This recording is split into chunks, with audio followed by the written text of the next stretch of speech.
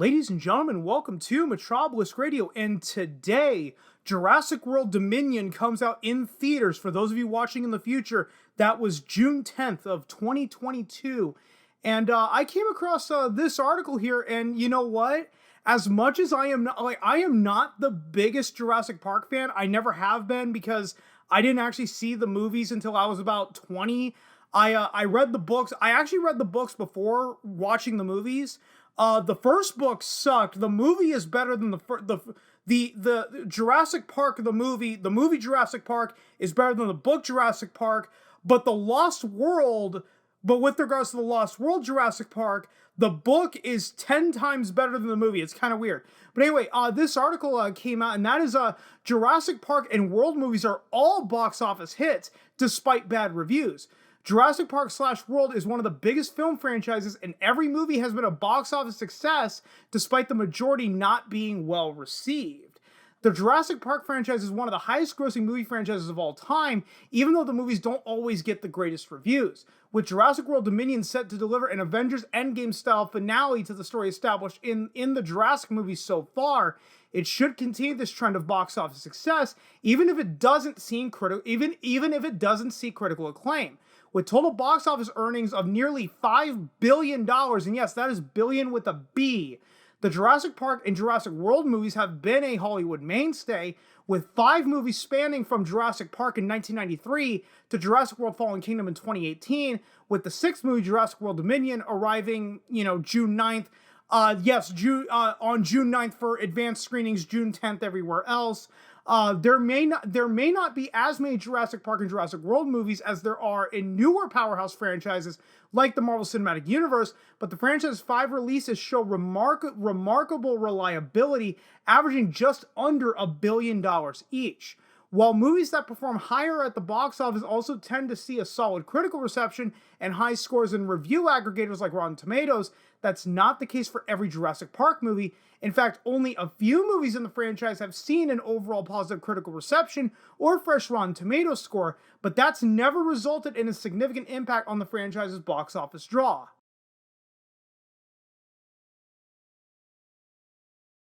The original Jurassic Park is one of the most iconic movies ever made, and with a 92% on Rotten Tomatoes, it's also still the best reviewed movie in the franchise. Neither the Lost World Jurassic Park nor Jurassic Park 3 garnered a fresh score on Rotten Tomatoes, and the soft reboot of Jurassic World saw much more positive reviews, earning a fresh 71%, but it still wasn't up to the same level as Jurassic Park. Jurassic World Fallen Kingdom saw the most divided reviews in the franchise at 47%. Excuse me. When it comes to Jurassic Park's box office performance, the movie's original run earned $879 million, making it the highest grossing movie in history at the time. Damn it. Also pushing the 1993 box office to an all-time record. In 2022 dollars, Jurassic Park's $870 million translates to $1.74 billion, which would make it the 7th highest grossing movie of all time if box office were calculated that way. In addition to its original release, Jurassic Park received several re-releases, including a big 3D re-release in 2013 that officially pushed it past the $1 billion mark to where it stands today at just under $1.1 billion.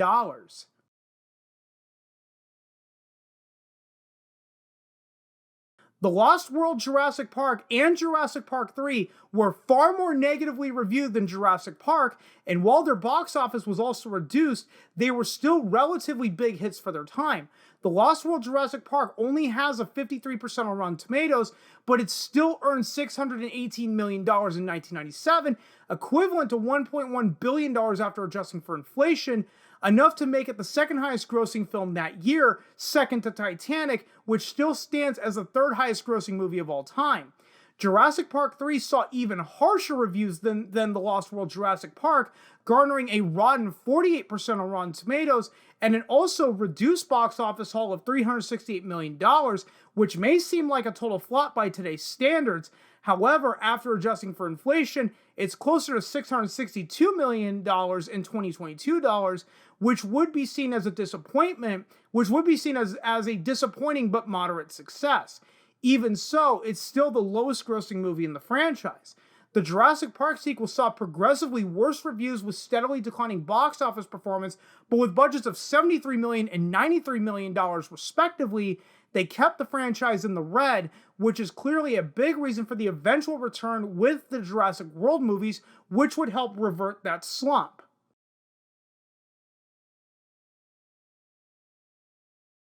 Despite the franchise slump of The Lost World, Jurassic Park, and Jurassic Park 3, the franchise came roaring back to life with Jurassic World in 2015. The movie saw a positive 71% approval on Rotten Tomatoes, which is good enough to be the second highest review score in the franchise, although with Jurassic Park being the only other movie to even get a fresh score, the competition for second place was slim. Along with the positive reviews came box office gold. Jurassic World had a record-setting opening weekend and quickly became the fastest movie to break the $1 billion mark at the global box office, leading to a total box office run of $1.67 billion, with a moderate budget of just $150 million compared to the $200+ million of many other box office hits. Jurassic World also brought a hefty profit margin, proving there's still a lot of potential in the Jurassic Park franchise. And whoopsie daisy. Okay, here we go. Sorry, I lost my place. Jurassic World Fallen Kingdom reviews were far more negative than Jurassic World, leading to a franchise low Rotten Tomatoes score of 47%, but that didn't slow it down at the box office, as the movie went on to gross $1.3 billion worldwide. Like the Jurassic Park sequels, Jurassic World Fallen Kingdom was a box office success despite poor reviews, although clearly it would have performed better if it had been better reviewed. Whether it's from coasting off the iconic status, critical acclaim, and financial success of the original, or simply the fact that audiences love dinosaurs, the Jurassic Park franchise has maintained its status as one of the biggest franchises in Hollywood, even though most of the movies have been pretty harshly panned by critics. Similar to the Transformers movies or the Pirates of the Caribbean movies, their box office wasn't diminished by poor reviews, largely due to those franchises cornering the market on their respective genres, although both of those franchises lack a standout critical success on the same level as the original Jurassic Park. As the biggest movie in the Jurassic Park World franchise yet, Jurassic World Dominion has a lot on its shoulders, especially with the return of classic Jurassic Park characters like Alan Grant, played by Sam Neill, Ellie Sattler, Laura Dern, and Ian Malcolm, Jeff Goldblum. Hopes are obviously high that the movie can recapture more of the franchise's original critical glory, but based on the franchise's history, it'll still see a solid box office performance, even if critics don't love it. So let's actually look at the big reason why all of the Jurassic Park movies are box office hits. And one argument that you could make is simply because there are only 6 movies in the franchise released from 1993 to 2022. That's 6 movies in 19 years. By comparison to the Marvel Cinematic Universe, how many movies were there? Was it like 22 or 23? In like 11 years, from Iron Man to Spider-Man Far From Home, I think it was like 22, 23 movies in just the span of 11 years. So that is something that they have going for it, is like, hey, they only released 6 movies over 20 years versus, 10 movies in 20 years or 23 movies over the course of 11 years. Another thing that it really benefited from, and I think they touched on it a little bit, is that Jurassic World largely benefited from the nostalgia at the time that Jurassic Park was going through. Was that the generation that grew up with Jurassic Park, watching Jurassic Park on home video, so like VHS, DVD, they didn't get to go see it in the theaters, but now there's this new Jurassic World movie, which for all intents and purposes, let's call Jurassic World for what it is. It was basically a retread of Jurassic Park. It was Jurassic Park for the Zoomers, for the Gen Zers out there.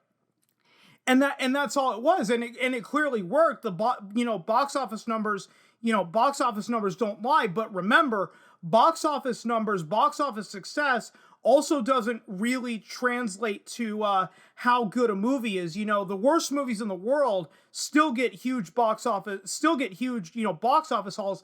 I mean, look at the fucking Transformers movies, for crying out loud. Transformers Age of Extinction, I believe, was the highest grossing movie of 2014.